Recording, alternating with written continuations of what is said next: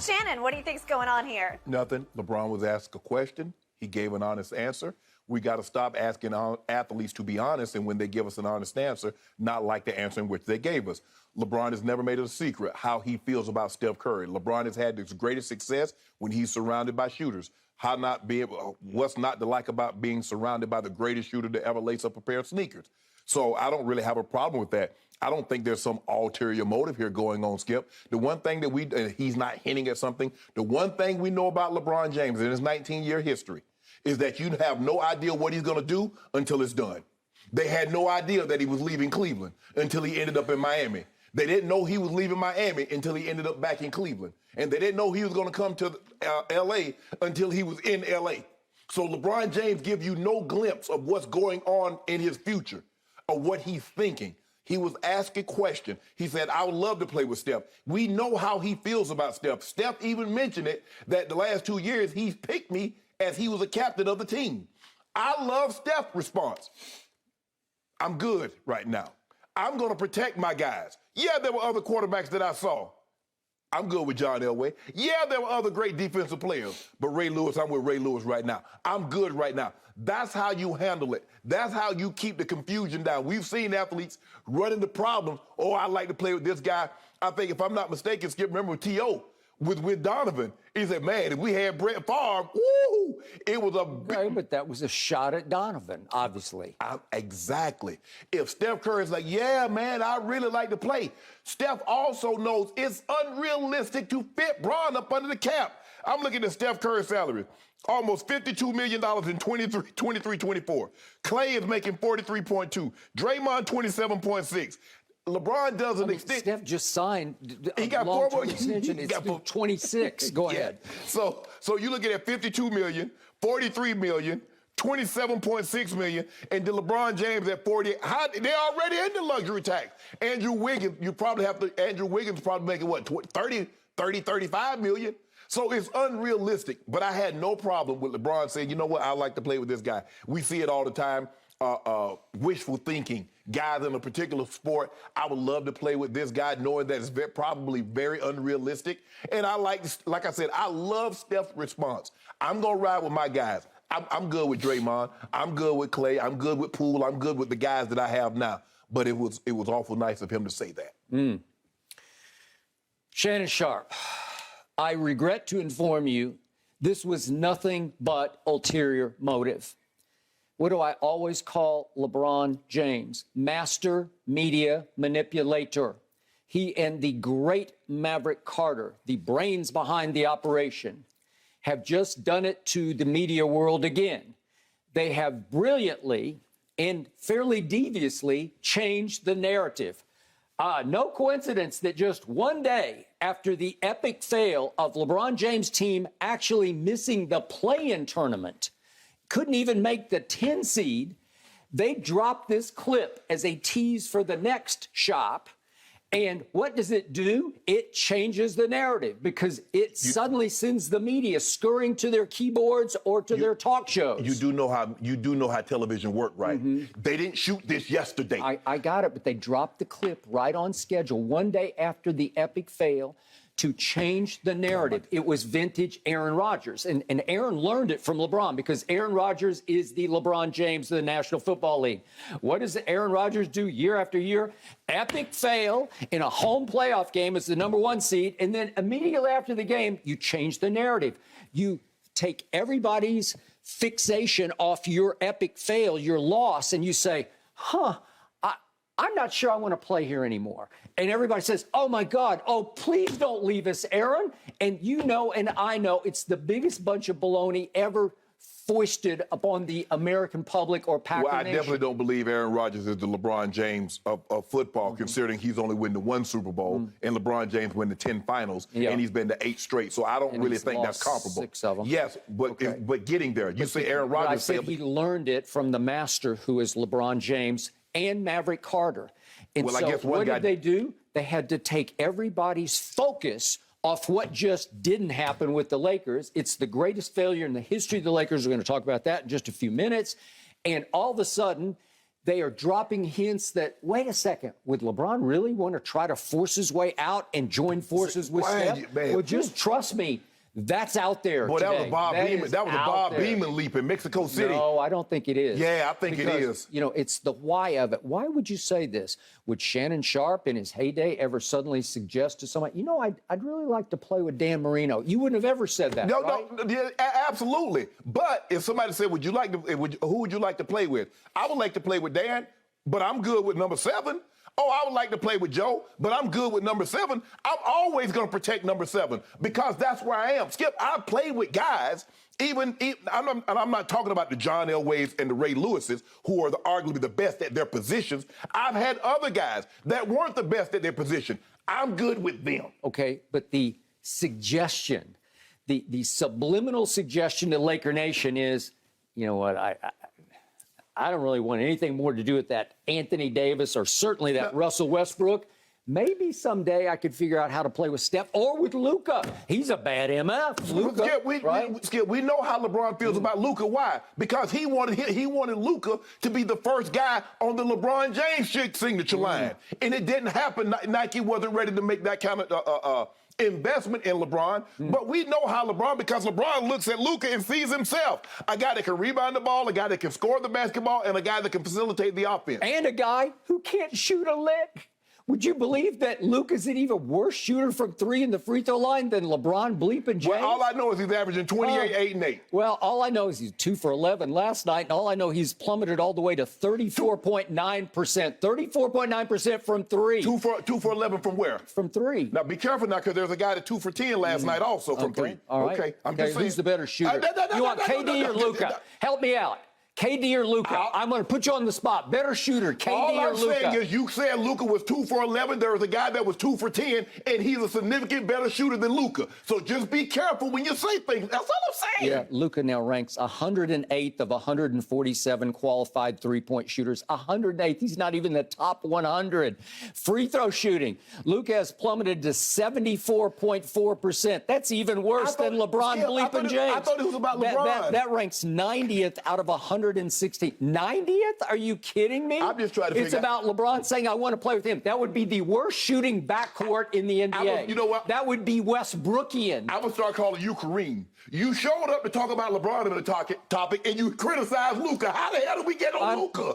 Because we're talking about LeBron pairing with Luka. I think it absolutely qualifies. But you criticize. Oh, this is LeBron saying yes. I'm just saying, it makes me laugh out loud to think of LeBron and Luka jacking up LeBricks from the perimeter. It'd be like, oh my God versus oh my God. Unfortunately, Skip, every backcourt is not going to be Clay and Steph. Every pairing is not going to be. Here's the other funny one about LeBron plus Luka. Guess who leads the league in usage rate as we speak? Who leads the league in basketball in hand? It's Luka by far. Yeah. So let's see. LeBron plus Luka equals do not invite him because there's only one unless LeBron can figure out how to get a rule passed. You can play with 2 basketballs, right? I don't even know how would it fit. Luka is the most ball dominant point guard there is. Skip. All he's saying is that we're speaking in hypothetical senses. You take everything in its little interpretation. Well, trust me, a lot of people will leap. They'll Bob Beeman. Yes, you. No, not me. I just know how this is working right now because somewhere Mav and LeBron are sitting back chuckling over this saying, see, look, we got him. I get it, Skip. We got him. Andrew Wiggins will be a free agent after next season. I get all of that, but I did not leap to the conclusion, as you did, and maybe some others did, that LeBron James is looking to lead the Lakers impaired with Steph Curry. I think he's looking to drop hints just to take everybody's focus off the stench that just happened. You know how TV works. And what they did, this was what we call a tease in the business. So how do I get the most? Man, you hear what LeBron say? Well, I got to tune in because I want to hear what else he said. You know how this business works. I know how LeBron works. Oh, my goodness. There you go. Yeah. Good man. Yeah. And by the way, speaking of LeBron, all I used to hear back in 2015 and 2016, not that far back, and by the way, those were the years Steph won back-to-back MVPs, yes, that all the insiders close to the LeBron camp said, LeBron does not like Steph Curry. LeBron is resentful that Steph took at least one of his MVPs, that all the shine is now on that little baby-faced assassin in Golden State, right? That's all I heard for 2 years. Well, you heard the same thing about when Karl Malone hijacked one of those MVPs from Jordan. Of course, Skip, you guys, you're like, hold on, bro. I'm more deserving of that award. But LeBron James knew what Steph Curry represented. He knew he was on the come. That's where he was. A guy that had the bulky ankles and the little stringly kid is like, oh, he ain't gonna be able to play in the NBA. Now he's already, with years to go in his career, is the greatest shooter to ever live. No question the greatest distance shooter, but everybody concedes he's the greatest shooter. Okay, he did that. Skip, just because I think I should have gotten one of those MVPs that you got doesn't mean that I don't think you're a great player, and it doesn't mean that I wouldn't be willing to or wanting to play with you if in a hypothetical situation that can happen. You look at it like everybody's supposed to hate everybody. This is supposed to be America versus Russia, America versus China, and that's not the case when it comes to sports. Everybody doesn't hate everybody. Hate everybody? Yes. Well, I'm just telling the truth over here. This is what's happening right before your very eyes. Okay, let me ask you a question, if you don't mind me asking. How is that the truth? Why is that the truth? Because you said it's the truth, or is it really truthful? Well, I can just see because it's not even realistic. And now, and why would you drop that clip the day after it happened or didn't happen? Right? What do you mean drop it? Brilliant. So what? Brilliant. So that's all anybody's talking about. It took the focus off the disaster. It ain't take no focus off, because guess what? The Lakers can play again tonight. Okay. And they play Golden State. Then I love LeBron just rhapsodizing about Steph. He's a bad MF too. You got to guard him when he gets out of the car.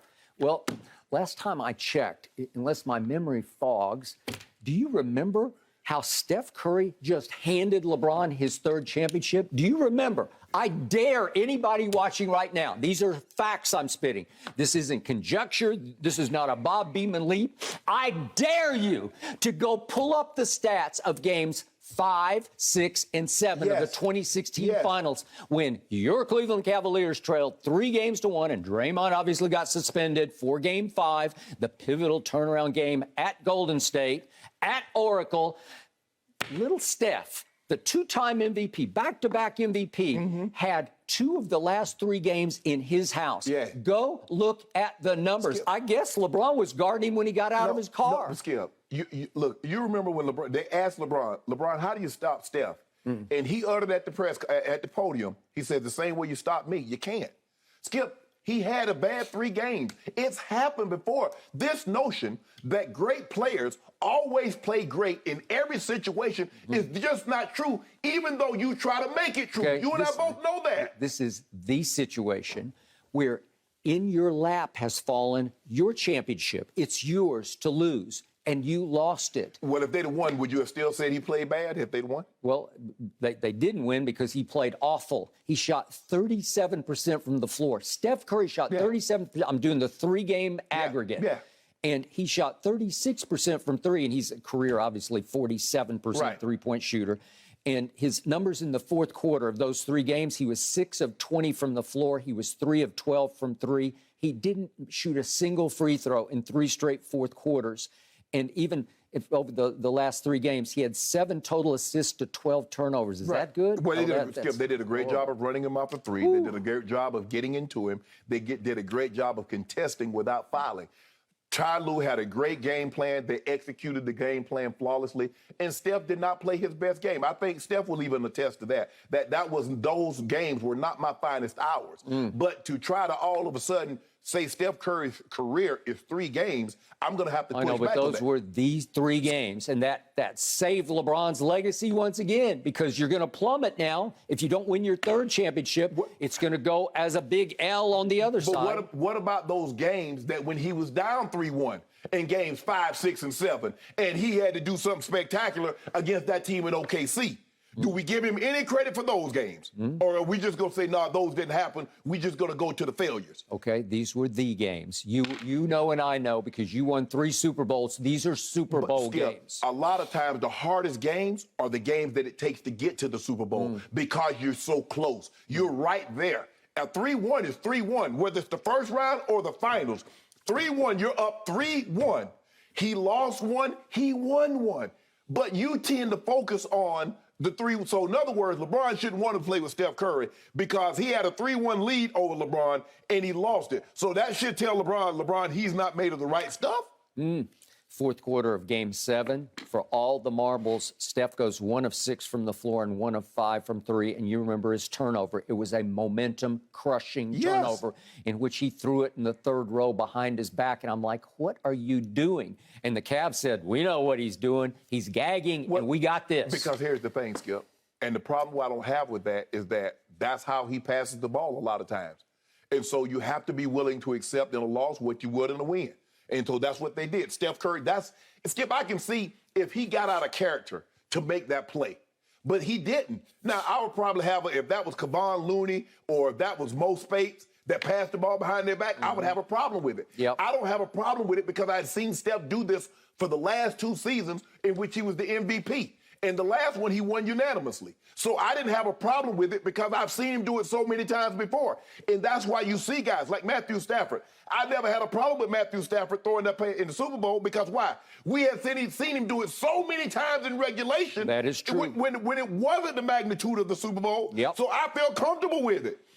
I felt comfortable with Steph making that play. It didn't work out in his favor. But you can't take because the end result didn't result like you said, well, he shouldn't have done that. No, that's not how it's supposed to go. So speaking of Steph, we saw him react to this on the fly. I think he got thrown a curve where he got hit with this. Because he's like, you heard what your boy say. He's like, well, who's my boy? Right. He didn't know. No, he didn't. So you can argue he was blindsided, caught a little off guard. Yeah. But instead of waxing politically correct in saying the obvious thing would be, if it ever worked out, I would love to play with LeBron. I love LeBron, and he did pick me twice to be on his all-star team. Right. But he didn't say that. He wound up just saying, I'm good, right? I'm okay. Yes. We're fine, because they are good. Because he watches, obviously, very closely, and he knows that this was the first year we saw some significant decline in LeBron's game, just where he couldn't lift a team by himself anymore. Can I ask you a question? If LeBron James was with those snipers, Clay, Steph, Jordan Poole, all those guys that can shoot the three, do you still think LeBron's assist total would be 6, or do you believe it would be higher? Well, it would have to be higher because that's all he could do. And by the way, they do play the same position, so they would have to sacrifice a little bit. Well, I'm and not all of a sudden, Steph would have to be more spot up. I'm going to shoot more threes. The one thing I know about Steph Curry, I've seen him play with another historically great player in Kevin Durant. And Steph Curry can play in any era because he's so unselfish. So he moves, Skip, he's perpetual motion. He never stops. So all he does is just imagine him moving without the ball when all the eyes are focused on LeBron and LeBron hits a skip pass. Yeah. Well, my point is that Steph sat back and his first reaction was, I'm good, because he's really good. Because he looks at the bigger picture. Their team is on the rise. The Lakers are on the decline. Right. The Lakers are going nowhere slowly because they're pretty much stuck with what they have for another year. Right. We can't. We sit here day after day. We don't see a way out. We don't see a light at the end of the tunnel. Yeah, especially the big train at the end of that light is Russ. It's Russ. All the other guys are on. Dwight's on a 1 year. Ariza's on a 1 year. Most of these guys are on 1 year contracts. So they're expired. They done after this season. Okay, but Steph, he sees a shining sun at the end of his tunnel because they have discovered Poole and Kuminga. Oh, we about to steal Jordan Poole. We about to sign Jordan Poole. Yeah, we about to get him. Okay, well, that'd be interesting. I don't know how you're going to fit him in. Why you worried about how we going to fit how are you going to get rid of Russ? Hey, don't worry about that. $47 million. Don't worry about the size jeans we got. We just put the body experience. We have not seen them with Wiseman yet, but if we've seen glimpses. Well, he ain't playing this year. That's what I'm saying. But I'm just saying, when he's on the rise, I think he's pretty to very good. My point is, that team's pretty loaded. And Steph and Clay, obviously, and to some extent Draymond, they still have years left in their prime. LeBron does not have years left in his prime. But let me ask you a question. Well, how do you keep talking about all this? Okay, you got Steph going to be making 51, Draymond almost 28, Steph 43. How you fit Jordan Poole up under that cap? They'll figure it out. well, They've done it before. Once upon a time, they fit Kevin Durant up under that cap, and I don't know how they did it. KD gave a hometown, gave a haircut. Did he? Yeah, he did. I don't know about that. Yeah, he gave him a haircut. Draymond, and plus it was Draymond. And plus Steph was on that contract, Skip, because of those ankles. Steph wasn't making max money. Now, everybody's making max money. Jordan Poole, we got better pools in L.A. than they got in San Fran. Come on down here. You definitely do. Come on down here, Jordan. But your pool is empty. Yeah, no, it ain't. It has no water left in it because Russ drank all your water. That's what we go. Don't you worry about it. We working with something right now. Yep. Rob and I, we got something brewing right now. I'm in the richest brew. You realize that the combined salaries of LeBron James, Anthony Davis, Russell Westbrook total more than next year's salary cap.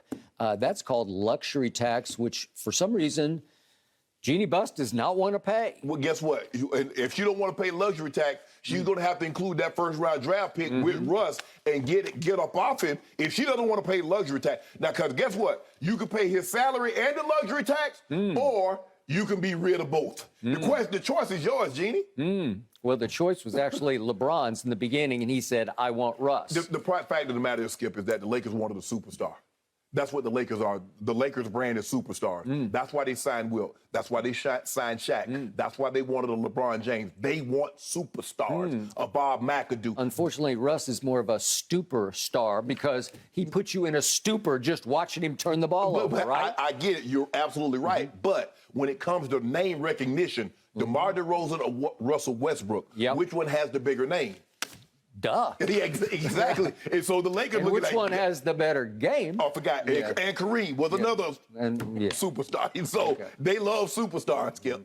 If they're actually stars. Oh, there you go, man. You be hating. You wake up early this morning. The Lakers are at Golden State. They're playing the Warriors tonight, so that adds a little level of intrigue.